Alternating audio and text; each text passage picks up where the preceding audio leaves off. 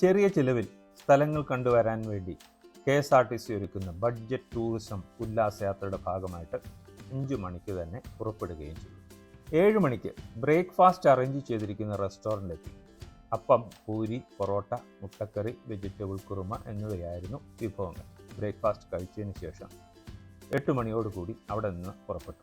തിരുമംഗലം പാലോട്ട് അടുത്തേക്കാണ്. അത് കഴിഞ്ഞിട്ട് നമ്മൾ ചീയപ്പാറ വാട്ടർഫാൾസിലാണ് പോണത്. അവിടെ നമുക്കൊരു 15 മിനിറ്റ്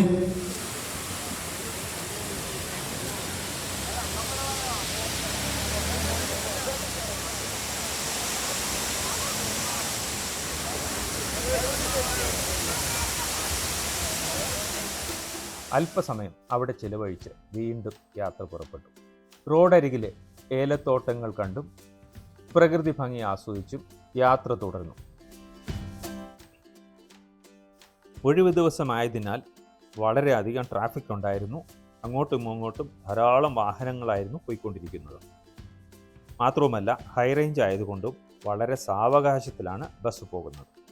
ഒരു രീതിയിൽ നല്ലതും കൂടിയാണ്. കാരണം നമ്മൾക്ക് ഇരുവശങ്ങളിലെയും ഭംഗി ആസ്വദിച്ചുകൊണ്ട് സാവകാശം യാത്ര ചെയ്ത് പോകാൻ സാധിക്കും.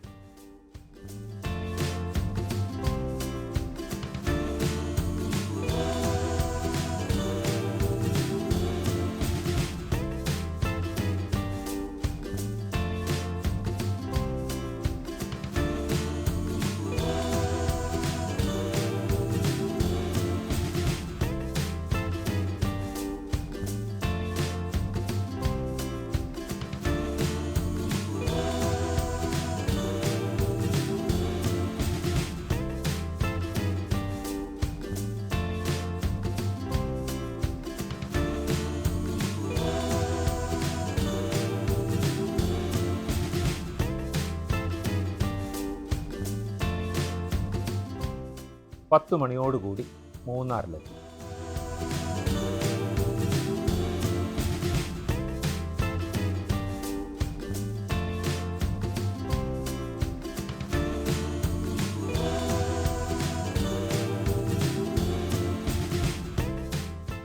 മൂന്നാർ പരിസരങ്ങളെല്ലാം കണ്ടതിന് ശേഷം അവിടെയുള്ള ഫ്ലവർ ഗാർഡനും സന്ദർശിച്ച് 11 മണിയോടുകൂടി വീണ്ടും യാത്ര ആരംഭിച്ചു. തേയിലത്തോട്ടങ്ങളും കുന്നും മലകളും കണ്ട് ആസ്വദിച്ചുകൊണ്ടുള്ള യാത്ര.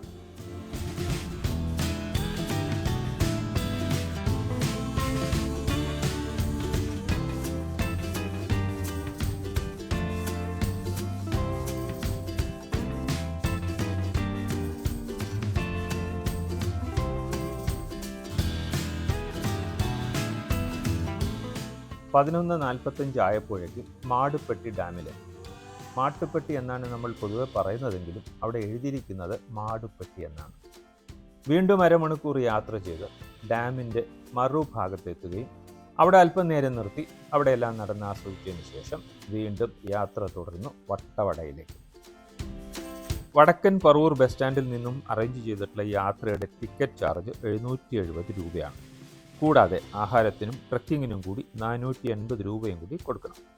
അതായത് ഒരാൾക്ക് 1250 രൂപ ആഹാരം ഉൾപ്പെടെ രാത്രി ആഹാരം നമ്മുടെ സ്വന്തം ചിലവിൽ കഴിക്കേണ്ടതാണ്.